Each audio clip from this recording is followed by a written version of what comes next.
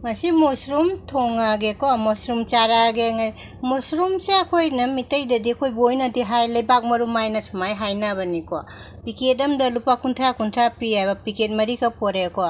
aina amet pi chage aina amet pi ki chu khara ngan gare ngasi mushroom oina charage ngasi gi kaino se mushroom se aina tangai ta thoya ba si ising acha sa laga thung kara ngahak tingjala thammage थमदा जारो जामो ले बसे जेउ क्या मूत्र जेउ से लेबा कइनो ngata फजना थुमने इसिंग असा सालागा दुगै थुम हापचलंग हाक्तिंग थंगे मुस्रुम थोंगना बाइना खामेन सेंबी अनि खक लौरे तिलौ अमा लौरे चनम खरा सुगायरा थम्मे सिंग खतंगा आइदि मसाला जाम हापते बदे मसाला कुप्प कैक्रा दुदि होरेन थोंबदे दुम जेंगा लागे खांग सारे थाव हापगे अच्छा थाव नहीं को से हंगाम की थाव जीरा हापचल जीरा मुपुम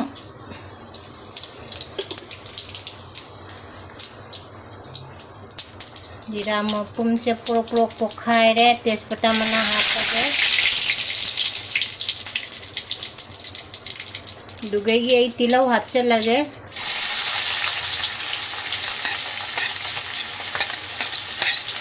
तिलौ जे खरा ngang बंगौरगा ना दे तिलौ चनम गा दे सिंग से हापचलसे सिगा फजना जमु ngौरा से फजना से मुनबा खामिन चंबी से हापचल लगे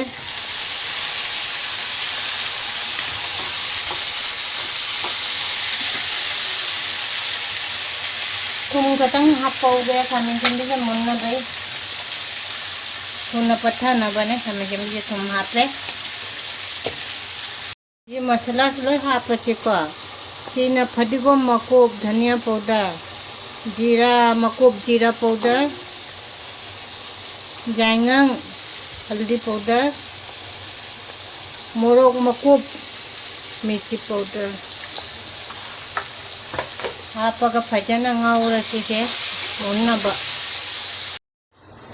मसाला से मुल्ले उजी आई मशरूम से हापचा लगे मशरूम से ना इसिंग असा सालागा थुम तौरा तिंगा का फजा चामे को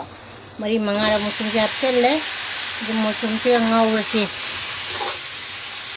मरक तो थुमाई ना फजा ना ओती बस माइना ने हमो मखारा का संदा ना बेन मही जाम थोक ले यावे से गई अच्छी दी पलोय ता दरे आई दी चम ना थोंगे मशरूम थोंग बसे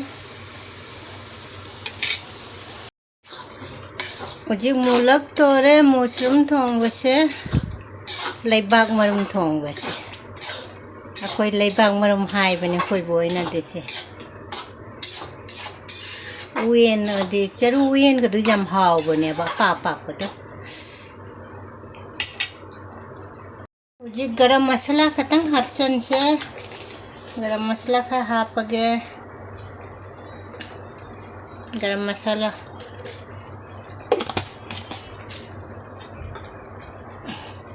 अदुगा हमका फजना तो खायरा फजना ओ खायरा गे सौरे मही हापचे न जे कनो तो हौदरे को मही दुम हापगा खोय दुम हिंजांग मही हापत मै खरा हापगा मही जामनसु लांगदबा जामनसु नंगदबा अदु मोंगदा हापगा ने मा ऐसा गे पामनी को मही हापसिदी मम दे मही जाम लांगना पामे खोय हस्बैंड मही जाम अलांग पामे अना नंग पामे थोंबसे लोरे हुजी फदिगोम खतंग मथक्ता हापचलसे लोइबैसे यामना हावदा माले को मशरूम कर अपाम बजावरदी दुम कमेंट दा हाइबिरओ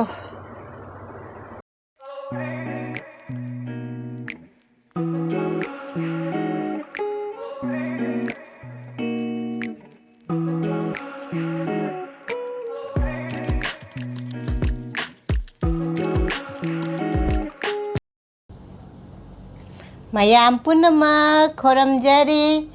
ngasi amukai sak charage ko ngasi dine akhoi mushroom thongbani ko ngasi charak toise mushroom chu thongba siga laire mushroom gi ametpa nga laga ne ꯇꯣꯉꯥꯒ ꯃꯣꯔꯣꯛꯀ ꯐꯗꯤꯒꯣꯝ ꯇꯧꯅ ꯃꯦꯠꯇꯃꯤ ꯉꯁꯤ ꯉꯥꯔꯤ ꯇꯧꯔꯒ ꯃꯦꯠꯇꯃꯤꯀꯣ ꯑꯗꯩ ꯁꯤꯡꯖꯨ ꯑꯃ ꯁꯤꯒ ꯂꯩꯔꯦ ꯉꯁꯤꯗꯤ ꯄꯂꯣꯏ ꯇꯥꯗꯣꯔꯦ ꯉꯁꯤꯗꯤ ꯃꯌꯥꯝ ꯄꯨꯝꯅꯃꯛ ꯂꯥꯏꯒꯤ ꯍꯥꯟꯅ ꯈꯔ ꯀꯠꯂꯒꯦ ꯑꯩ ꯃꯨꯁꯨꯝ ꯊꯣꯡꯕꯁꯦ ꯂꯥꯏꯗ ꯈꯔ ꯀꯠꯂꯒꯦꯀꯣ ꯃꯌꯥꯝ ꯄꯨꯝꯅꯃꯛ ꯄꯥꯝꯃꯤ ꯄꯥꯝꯗꯦ ꯃꯨꯁꯨꯝ ꯊꯣꯡꯕꯁꯦ ꯃꯌꯥꯝ ꯍꯥꯏꯔꯣ ꯆꯥꯃꯤꯟꯅꯔꯁꯤ ꯃꯌꯥꯝ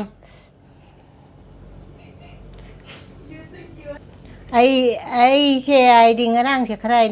ꯌꯥꯝꯅ ꯁꯥꯃꯟꯅꯅꯦ ꯌꯥꯝ ꯁꯥꯃꯟꯅ ꯀꯣꯛ ꯈꯔ ꯍꯥꯏꯗꯤ ꯀꯣꯛꯁꯦ ꯌꯥꯝꯅ ꯅꯨꯡꯁꯥ ꯁꯥꯏꯁꯤꯒ ꯌꯥꯝ ꯁꯥꯕꯅꯤꯅ ꯀꯣꯛ ꯍꯥꯏꯗꯤ ꯀꯩꯅꯣ ꯇꯧꯔꯦꯕ ꯑꯦꯁꯤ ꯊꯥꯅ ꯀꯩꯅꯣ ꯇꯧꯅꯅꯦ ꯈꯇꯪ ꯀꯩꯅꯣ ꯑꯦꯁꯤ ꯊꯥꯗꯕꯗ ꯌꯥꯝꯅ ꯁꯥꯕꯅꯤꯅ ꯀꯣꯛꯇ ꯄꯥꯜꯂꯦꯕꯁꯦ ꯉꯁꯤꯗꯤ ꯀꯣꯛꯀ ꯐꯖ ꯂꯨꯊꯣꯛꯑꯕꯅꯦ ꯑꯩꯅ ꯊꯥꯎ ꯉꯔꯥꯡ ꯇꯩꯁꯜꯂꯝꯅ ꯐꯖ ꯂꯨꯊꯣꯛꯑ ꯃꯌꯥꯝ ꯄꯨꯟꯅ ꯆꯥꯃꯤꯟꯅꯔꯁꯤꯀꯣ ꯑꯍꯥꯟꯕ ꯆꯥꯛꯈꯨꯝꯁꯦ ꯃꯨꯁꯔꯨꯝꯒ ꯏꯜꯂꯛꯑꯒꯦ ꯁꯦ ꯃꯌꯥꯝ ꯍꯥꯎꯒꯗꯗꯤ ꯌꯥꯝ ꯃꯥꯜꯂꯦꯀꯣ ꯃꯨꯁꯔꯨꯝ ꯊꯣꯡꯕꯁꯦ ꯆꯥꯔꯁꯦꯅ ꯍꯥꯏꯔꯛꯀꯦ ꯑꯩ ꯍꯧꯖꯤꯛ ꯍꯥꯎꯋꯦ ꯌꯥꯝ ꯍꯥꯎꯋꯦ ꯃꯨꯁꯔꯨꯝ ꯁꯤꯡꯖꯨꯁꯨ ꯌꯥꯝ ꯍꯥꯎꯔꯝꯃꯦ ꯁꯤꯡꯖꯨꯁꯦ ꯑꯩꯅꯅꯦ ꯊꯣꯏꯗꯤꯡꯁꯨ ꯍꯥꯞꯄꯦ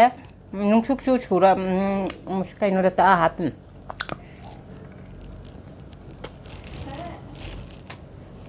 ꯃꯨꯁꯔꯨꯝ ꯑꯃꯦꯠꯄꯤ ꯆꯥꯁꯦꯀꯣ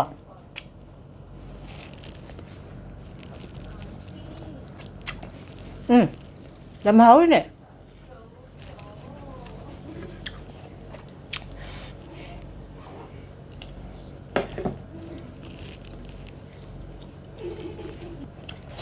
ꯌꯥꯝ ꯍꯥꯎꯔꯦ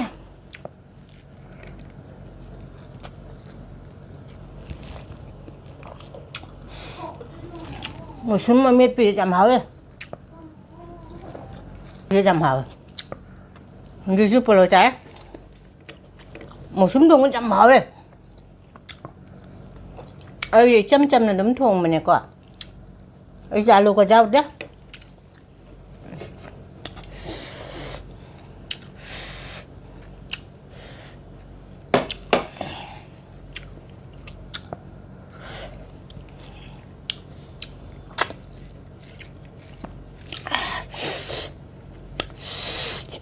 ꯑꯃꯦꯠꯄꯁꯤ ꯃꯣꯔꯣꯛ ꯁꯥꯝꯃꯦ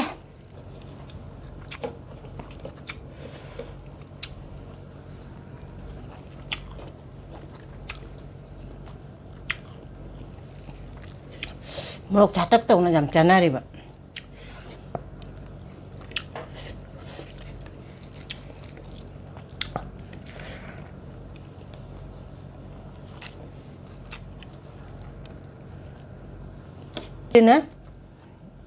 ꯍꯥꯏꯗꯤ ꯈꯨꯜꯂꯛꯇ ꯑꯩꯈꯣꯏ ꯁꯨꯅ ꯆꯥꯕꯗꯣ ꯑꯗꯨꯒꯗꯤ ꯃꯥꯟꯅꯗꯔꯦꯀꯣ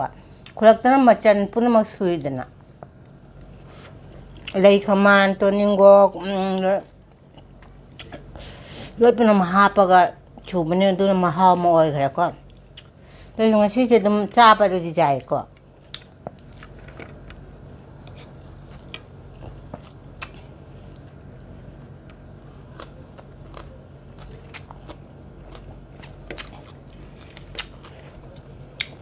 ꯃꯨꯁꯔꯨꯝꯅ ꯆꯥꯏ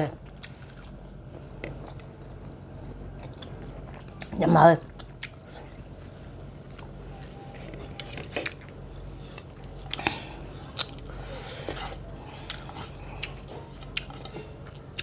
ꯂꯣꯏ ꯆꯥꯊꯣꯛꯑꯦ ꯂꯣꯏ ꯆꯥꯁꯜꯂꯒ ꯇꯦꯖꯄꯇꯥ ꯃꯅꯥꯁꯦ ꯁꯨꯃꯥꯏ ꯆꯥꯕ ꯌꯥꯝ ꯍꯥꯎꯋꯦ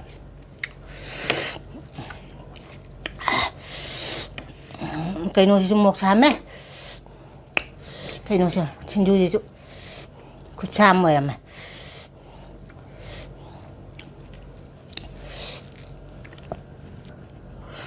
ꯃꯣꯔꯣꯛ ꯁꯥꯔꯦ ꯃꯣꯔꯣꯛꯁꯦ ꯉꯧꯔꯒ ꯍꯥꯞꯄꯅꯤꯅ ꯈꯨꯠꯆꯥ ꯑꯃ ꯇꯥꯔꯦ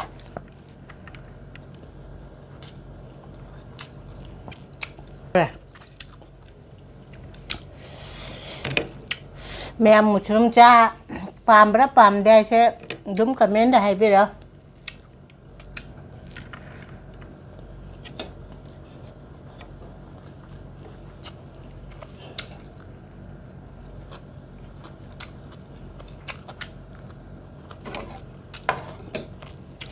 신주기 플레이트 넣어라.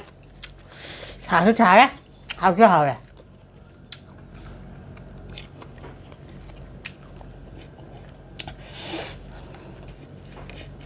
어디 아미에 빌레이리.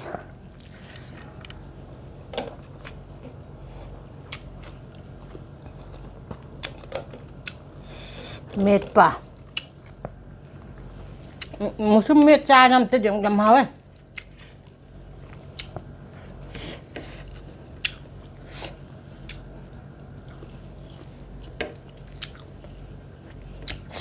ấy nè nhé chắc tay ngàn mà nè và chắc tay thì tiếp phi năm đạp cho là cái đấy phải cho chậm đồ cơ hạp bằng hạp đi háo đây một cái giảm xả đây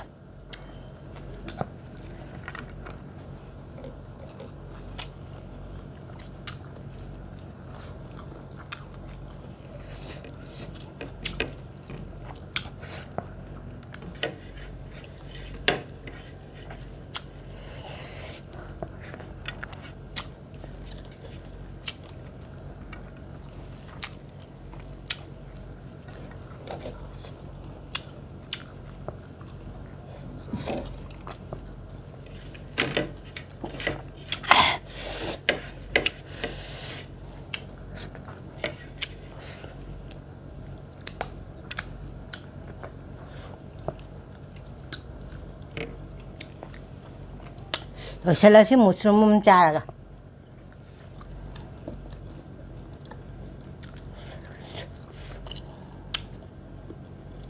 Ami pichi de kacang mau dere ko katang khlew la mok sa na lo la chin ju su mok sa ra bani ne mi pichi mok ko cha moi ra ma mayam puna ma ai gi kai no se asoi ba jaw su hai bi ra ko anau ba jeng ba jaw ra su subscribe like share to san bi ra mo ma thang no ai ba video mo pura la ke nga series ka tame bye